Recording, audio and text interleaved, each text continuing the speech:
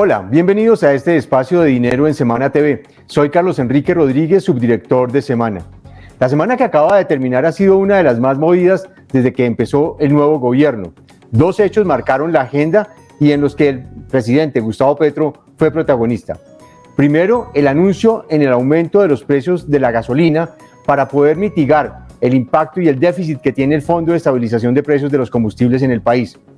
Y el segundo, cuando todo el mundo estaba atento a la reforma tributaria y a lo que iba a pasar con la discusión del presupuesto, lanzó una bomba. El presidente anunció una reforma pensional para atender la cobertura de más de 3 millones de adultos mayores que no tienen pensión en el país. Para analizar estos dos aspectos nos acompaña hoy el doctor Luis Fernando Mejía, director ejecutivo de Fedesarrollo, que nos va a ayudar a entender qué es lo que está pasando en cada uno de estos escenarios. Doctor Mejía, muy buenas tardes. Carlos Enrique, un saludo muy especial, como siempre un placer estar con ustedes y un saludo por supuesto para todas las personas que nos están viendo. Mil gracias por acompañarnos, doctor Mejía. Arranquemos por la fácil, arranquemos por la pensional. ¿Cómo la está viendo? ¿Cómo la está viendo usted? Porque hay algunos que dicen que es una expropiación, otros dicen que el foco es llevarse a todos las personas que pueden pensionarse a esos niveles del primer pilar que habla el presidente Petro. ¿Cuál es un poco el escenario de lo que está planteando el presidente, en el que usted también es un experto? Pues a ver, Carlos Enrique, mire, lo primero es que los anuncios que fueron bastante poco precisos o no en detalle, no en profundidad, que hizo el presidente hace algunos días, no son muy distintos de lo que él había comentado durante su candidatura a la presidencia de la República. Él tenía una idea de pasar a un sistema de pilares, con un pilar primero subsidiado, no contributivo, que lo que haría es ampliar la cobertura pensional en nuestro país. Muy importante, ese es un objetivo yo creo que loable. Usted sabe muy bien que en Colombia actualmente nuestro sistema pensional apenas cubre al 25% de los adultos mayores, deja por fuera el 75% de ellos, y hay que tener algún esquema justamente solidario que permita avanzar hacia esa cobertura, y ese sería el primer pilar. El segundo pilar que había mencionado el presidente también en campaña era un pilar en donde básicamente todas las personas que tengan hasta 4 salarios mínimos de ingresos aportarían su cotización de seguridad social en pensión a Colpensiones. Eso, digamos, abarca cerca del 93% de los ocupados en Colombia, y quienes tuvieran ingresos por encima de los 4 salarios mínimos, esa diferencia la aportarían al régimen privado. Entonces, a ver, lo primero es que estamos completamente de acuerdo con el objetivo que ha planteado el presidente, que es resolver el problema de cobertura y aumentar ese primer pilar solidario que es no contributivo, que es fundamental para justamente llegarle a esos adultos mayores que hoy en día no tienen un cubrimiento. El segundo punto es cuál es la fuente de esa ampliación en cobertura. En este caso, lo que dice el presidente, si todos estos ocupados, el 93% de ellos, pasan a aportar en su gran mayoría a Colpensiones, eso le libera una caja que hoy en día tiene el gobierno para poder cerrar el déficit del régimen público de prima media, y esa liberación de caja le permitiría en ese sentido poder tener de alguna manera el gasto necesario para poder ampliar la cobertura. Yo creo que eso hay que mirarlo más en detalle, Carlos Enrique, porque nos preocupa mucho, digamos, esos dos elementos. El primero es, usted sabe muy bien que el régimen de prima media cada vez es menos sostenible. ¿Y por qué? El régimen de prima media se financia básicamente con las cotizaciones de quienes hoy son jóvenes para financiar la pensión de quienes ya están en la edad de disfrute de pensión. Tenemos una transición demográfica, cada vez hay menos jóvenes que van a estar cotizando para financiar a unos adultos mayores. Entonces, en ese reto de transición demográfica, cada vez es menos sostenible el régimen de prima media.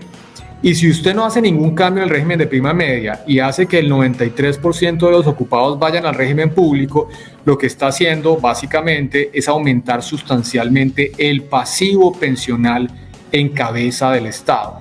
Es financiar con unas cotizaciones un gasto corriente del Estado que indudablemente nos dejaría en una posición fiscal más complicada a la que tenemos hoy. Entonces, compartimos el objetivo, pero yo creo que hay que buscar alternativas distintas a financiar ese gasto adicional, y obviamente no queda otro camino que a través de un aumento de impuestos. Ojalá que en la discusión de la tributaria pues se pueda incorporar justamente la discusión de la necesidad de aumentar la cobertura.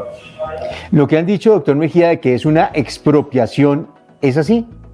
Pues mire, a mí no me suena, porque la expropiación realmente involucraría algo de lo que pasó en Argentina. Usted recordará que en el gobierno de Cristina Kirchner lo que se hizo fue tomar los ahorros que existían en los regímenes privados para llevarlos a un gasto público que se financió, digamos, a raíz de ese ahorro.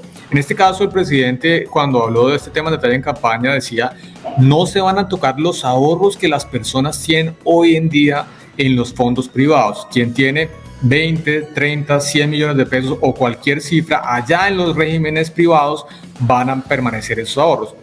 El cambio estaría en las nuevas cotizaciones. ¿En dónde, cuál sería el destino de esas cotizaciones? Hoy en día la persona puede cotizar o en el régimen público o en el privado, y con esta propuesta pues la gran mayoría estaría obligado a cotizar al régimen público. Entonces yo creo que la discusión no es tanto de la expropiación, porque realmente los ahorros que están en los regímenes privados no se van a tocar. Sin embargo, sí hay problemas, no solamente desde el punto de vista de aumento de pasivo pensional, sino también desde el punto de vista del ahorro, porque al final de cuentas esos ahorros que hace la gente en los fondos de pensiones privados, pues se da la vuelta a los fondos de privados y los ponen en títulos de deuda pública, en proyectos de infraestructura, y ahí también podría haber un impacto negativo en materia del ahorro. Así que, de nuevo, compartimos el objetivo, pero creo que hay que revisar los mecanismos para aumentar la cobertura.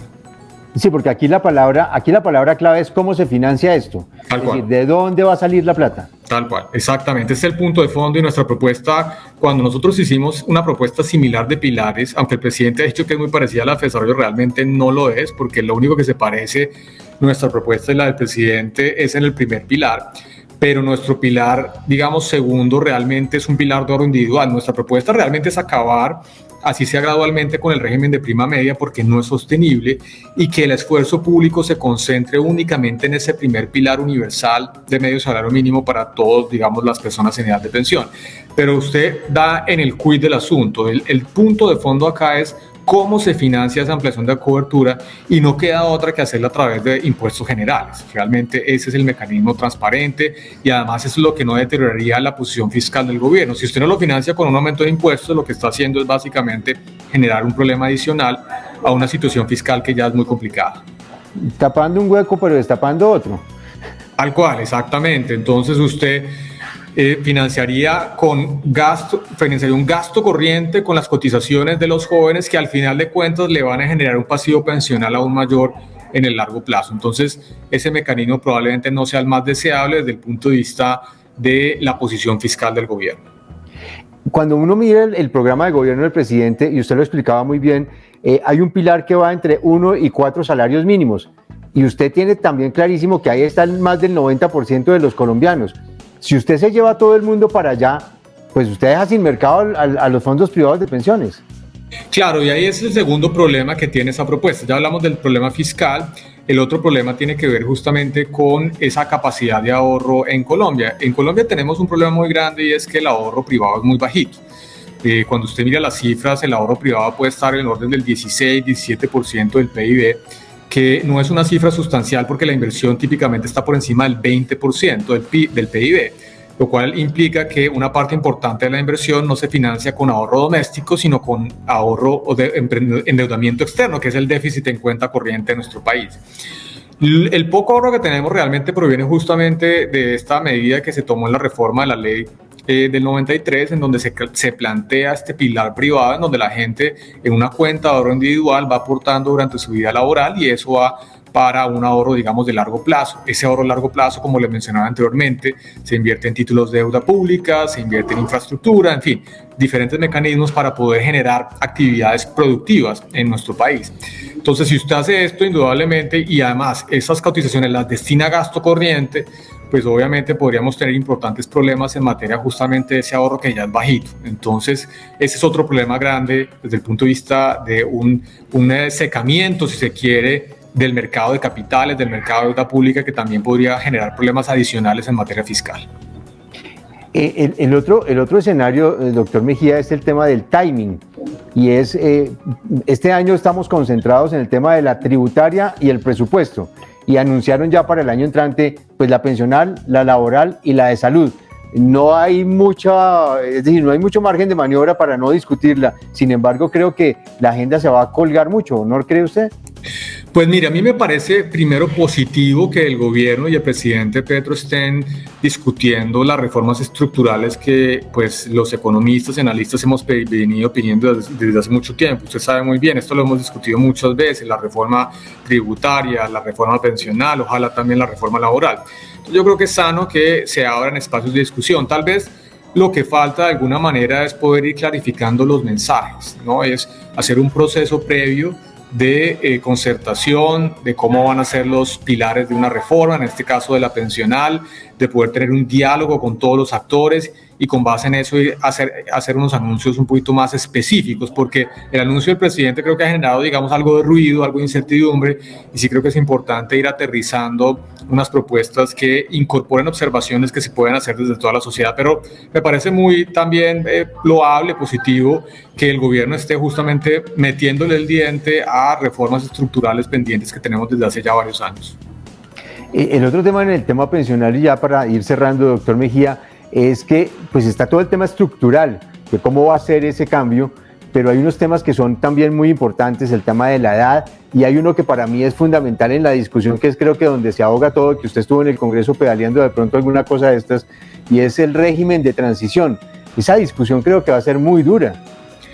Totalmente, mire, además porque hay una consideración muy específica de por qué se debe plantear un régimen de transición, y es la jurisprudencia sobre la expectativa de un derecho adquirido, que es distinto a un derecho adquirido. Usted no puede cambiar un derecho adquirido, es decir, no puede cambiar las condiciones de los pensionados actuales desde el punto de vista de esas reglas, pero también la Corte Constitucional tiene una jurisprudencia que dice que hay una expectativa de derechos adquiridos que tampoco se puede modificar.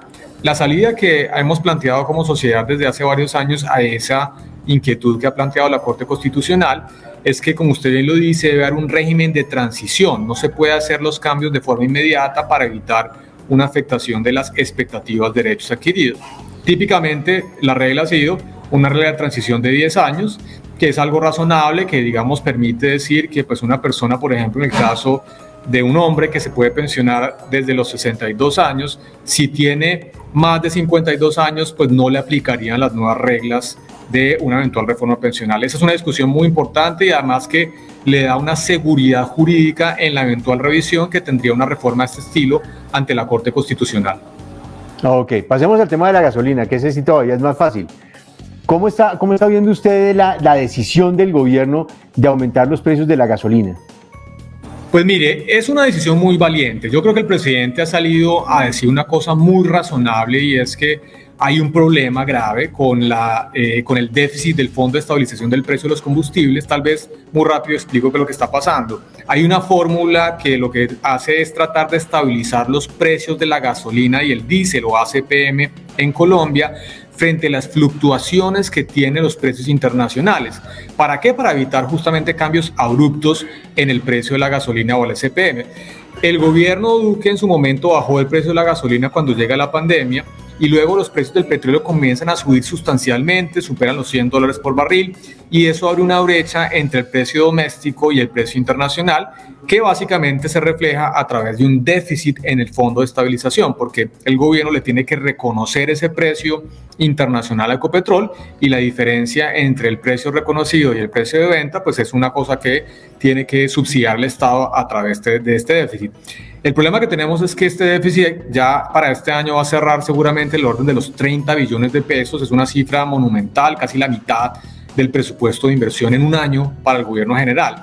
Entonces, el presidente de manera muy razonable ha dicho, tenemos un problema, hay que resolverlo, y obviamente eso se resuelve subiendo el precio de la gasolina. Hay dos factores aquí fundamentales para la salida, para esa estrategia de mediano plazo. Uno es, hay que resolver el déficit. Si continúa el precio como está de la gasolina actualmente por mucho tiempo y el precio del petróleo sigue por $90 por barril o más, pues indudablemente esto abre una brecha muy grande y un déficit adicional no solamente para este año, sino para el siguiente.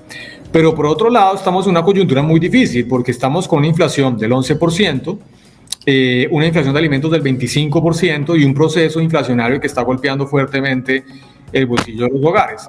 Y cuando sube el precio de la gasolina, obviamente eso también genera un impacto directo a través del costo de adquisición de la gasolina en los hogares, especialmente de clase media y alta, e indirecto a través de cómo el aumento en el precio, especialmente del ACPM, puede aumentar el costo del transporte, los alimentos y demás. Entonces, en ese balance hay que tener mucho cuidado de cerrar el déficit, pero hacerlo gradualmente para no empeorar el problema inflacionario que tenemos. Entonces, me parece muy loable, muy valiente lo que ha dicho el presidente. Es una cosa que no es políticamente rentable, pero me parece muy responsable que reconozcamos que hay un problema y que hay que resolverlo, así sea gradualmente. Algunos dicen que cambiamos un tema inflacionario y social por uno fiscal. Decidimos subsidiar el precio de los combustibles en el momento en que más caro estaba el petróleo para evitar un tema social. ¿Usted cree que hay algún riesgo de que esto se dispare desde el punto de vista social?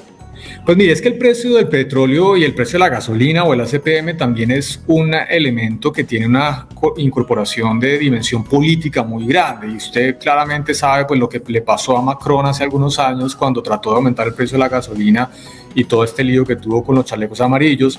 Más recientemente en Ecuador el presidente Lasso también tuvo que echar para atrás una subida del precio de la gasolina porque hubo una gran cantidad de protestas. Entonces tiene un tema de sensibilidad política y social muy grave, y por eso reconozco que lo que ha dicho el presidente Petro pues es muy valiente, porque es un tema políticamente que no es rentable desde el punto de vista de los hogares.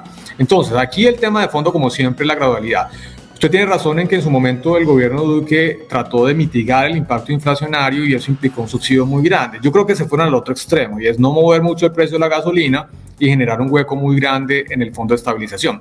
Ahora no se puede hacer lo contrario, y es subir rápidamente el precio de la gasolina para eliminar el problema fiscal, porque esto podría generar un problema inflacionario que podría ser de marca mayor. Entonces, de nuevo, como siempre, en la política pública, el punto de fondo, la decisión es escoger el menos peor de dos males. Aquí hay dos males, uno que es un problema fiscal por un lado y por otro lado la mitigación de un problema inflacionario, y por eso ratifico, la salida tiene que ser la gradualidad. Es muy gradual, mediano plazo, pensar en que se van a hacer subidas escalonadas, pero graduales para evitar, por supuesto, un empeoramiento del problema inflacionario. ¿Cuál debería ser el impacto que tendría la inflación en el escenario en que se ha planteado de que, por ejemplo, en el mes de octubre se aumente el precio de la gasolina un poco menos de 400 pesos, que era lo que había planteado el gobierno Duque, y el ministro de Hacienda dijo que va a ser un poco menor a eso, y llevar la senda hacia dónde y cómo va a pegarle eso a la inflación, sobre todo teniendo en cuenta que tenemos una inflación alta, pero no por combustibles? De acuerdo, pero mire, aquí hay dos canales de transmisión del aumento del precio. Uno que es el precio de la gasolina, que está dentro de la canasta de los hogares, y en los hogares de clase media y alta tiene una mayor participación. Por eso siempre se dice que el subsidio a la gasolina es regresivo. ¿Por qué? Porque quienes más gastan en gasolina de su bolsillo son los hogares de clase media y alta, porque los hogares pobres realmente lo que demandan en materia de transporte es el transporte público. A ellos, digamos, no les impacta del bolsillo de ese gasto de gasolina. Eso por el lado del precio de la gasolina. Sin embargo, hay otro canal de transmisión que es el precio del ACPM o el diésel. Ahí, cuando usted empieza a subir el precio del ACPM, obviamente esto afecta especialmente el transporte de carga. Y ahí podría haber, digamos, un efecto de segunda ronda, porque si aumenta el costo de transporte, el costo de los fletes, pues obviamente esto va a aumentar las cosas que se transportan por carga, como por ejemplo los alimentos. Y si eso pasa, pues ahí sí tenemos un efecto regresivo, porque quienes más gastan en alimentos son usualmente los hogares más pobres. Por eso creo que el presidente ha dicho, vamos a mover el precio de la gasolina, pero no el de la CPM o sus derivados. Está tratando un poquito de mitigar ese efecto indirecto a través del costo de transporte.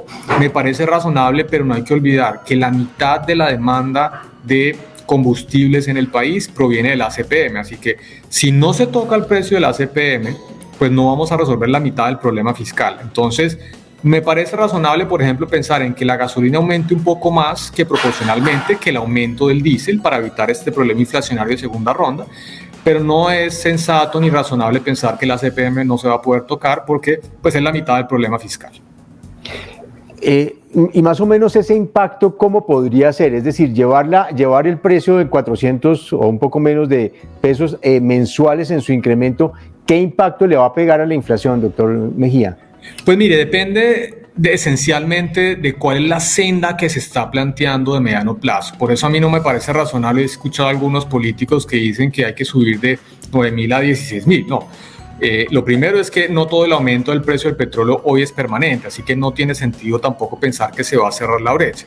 ¿Cuál es el valor óptimo? Si se tiene que llevar a 12.000, a 13.000, no lo sabemos. Todavía nosotros, por ejemplo, desde Desarrollo estamos haciendo un análisis justamente para hacer una propuesta al gobierno de cómo se podría cerrar. Entonces, el impacto inflacionario al final de cuentas va a depender de cuál es el nivel deseado al cual se quiere llevar el precio de la gasolina y del SPM, y además qué tan rápido se va a mover el uno o el otro. Entonces, una presión inflacionaria va a haber. 400 pesos de todas maneras no va a ser un cambio sustancial, no es que le vaya a subir un punto porcentual la inflación.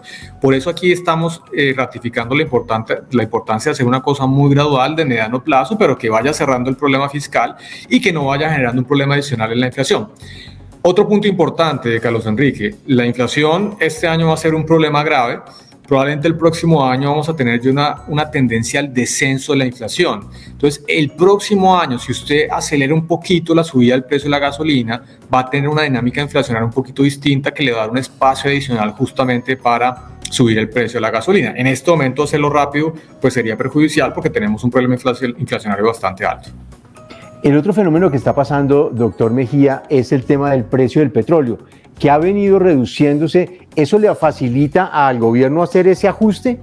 Tal cual, y justamente por eso yo mencionaba que a mí me parece que no es razonable pensar que el precio de la gasolina debe reflejar exactamente el precio internacional, porque eso implicaría, el supuesto detrás de eso es que el precio actual es un precio de largo plazo, y no sabemos. Ustedes saben muy bien, Carlos Enrique, que ya hay noticias sobre una eventual recesión en Estados Unidos, especialmente a principios del próximo año. Lo mismo en Europa, todo el tema que está generándose a través del aumento del costo del gas, especialmente en un invierno que va a ser seguramente muy fuerte. También ha llevado a algunos analistas a decir que va a generarse una recesión. De hecho, en Gran Bretaña se dice que en enero empieza una recesión. Bueno, si usted tiene una caída muy importante de la actividad económica a nivel mundial en los países más ricos, pues el resultado inmediato va a ser una caída en el precio del petróleo. Entonces, por esto justamente está ese efecto estabilizador que plantea la fórmula de ajuste. No tenemos que llevar al equivalente a los $90 por barril, seguramente una cifra menor, pero tampoco lo podemos mantener en los niveles actuales, que incluso son más bajos que los que teníamos antes de la pandemia. Ahí es donde está justamente la importancia de esa gradualidad. ¿El conflicto entre Rusia y Ucrania le pone piso al precio del petróleo? Es decir, no esperaríamos una descolgada profunda de llegar a 40 o $45 por barril, sino que más o menos se podría estabilizar en 80. ¿Usted cómo lo ve? Mire, usted tiene razón que aquí hay varios efectos que juegan en direcciones contrarias. Yo mencioné uno, que es la recesión eventual en Estados Unidos y en Europa, que podría llevar a una caída del precio del petróleo. Usted tiene razón que hay otro elemento que juega en la dirección contraria, que es todo el tema del conflicto entre Ucrania y Rusia. Pero aquí, más que eso, yo diría que va a ser fundamental el comportamiento de la OPEC. La OPEC, que recordemos es justamente pues ese grupo de países grandes productores del petróleo, donde están incluso Arabia Saudita y la misma Rusia, pues han venido tomando decisiones para ir recortando paulatinamente la producción ante lo que ha sido una dinámica más reciente caída en precios del petróleo. Esa organización de países productores de petróleo pues va a ser fundamental para determinar qué pasa con el precio. Seguramente si hay una caída rápida van a tomar decisiones para recortar rápidamente esa producción, y esto va a tratar de darle también un piso eventual para evitar que llegue a niveles, digamos, del $10-20 por barril. Sin embargo, como usted bien sabe, Carlos Enrique, el precio del petróleo es una lotería, ¿no? No sabemos realmente qué va a pasar. Hay factores que influyen hacia una dirección u otra, pero no podemos decir que no vaya a caer a niveles muy bajos, porque si es muy rápido la desaceleración del consumo, pues seguramente los inventarios reaccionan un poquito más tarde y podríamos temporalmente tener precios muy bajos. Ok, perfecto, doctor Mejía, no lo molesto más, le agradezco muchísimo este panorama en dos temas que son muy sensibles para todos los consumidores, tanto el precio de la gasolina como cuál va a ser su futuro pensional. Mil gracias por atendernos, como siempre, muy amable. A ustedes por la invitación, como siempre un placer estar con ustedes, y un saludo muy especial para todos los que nos ven. Muchas gracias. Gracias, doctor Mejía. Mil gracias a ustedes por estar con nosotros. Síganos en nuestras plataformas y en semana.com. Nos vemos la próxima semana.